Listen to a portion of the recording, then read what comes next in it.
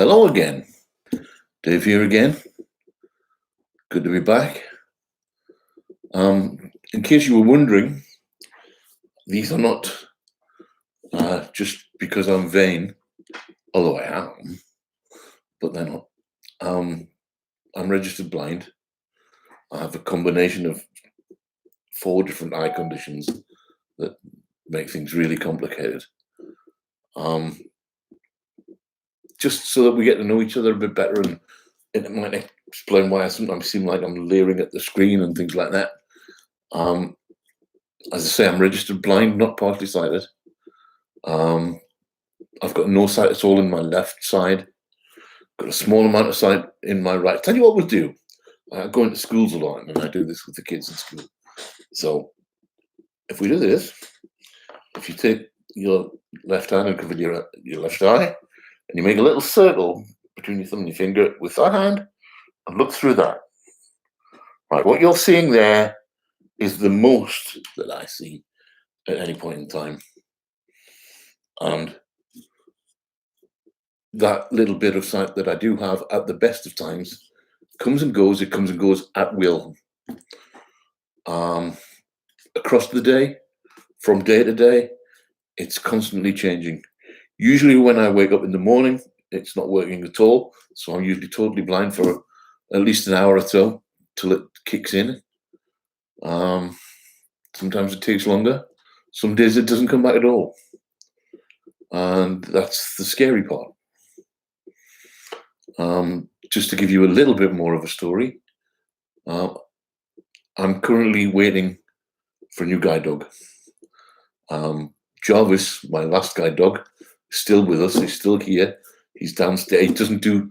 I'm in my office at the top of the house, and for the last few months now, Jarvis is coming up 12, and he's getting a bit stiff, and he doesn't do stay guide dog. I have a background, as I was telling you earlier on, in Celtic Christianity. It was part of the early days of the Northumbria community. But I was against having a guide dog. I thought I could hide my visual impairment. I thought getting a guide dog was going to be a big clue that gave it all away. And I resisted it for years. We don't get to pick the name of our guide dog. So imagine me, this new monastic Celtic Christian, against getting a guide dog. And the day they brought my first guide dog out to meet me, they said to me, by the way, Dave, this is Abbott. And I remember looking at the sky and saying to God, okay, I give in, I get it. And the idea of being led by an Abbot. On the wall behind me here, I don't know if you can make it out, there's a picture of Abbott on his day that we qualified. But that blew me away, the idea of being led by an Abbot. And I feel his presence with us all the time.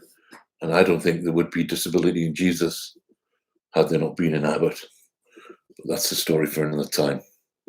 So, if you're ready, let's move to evening prayer.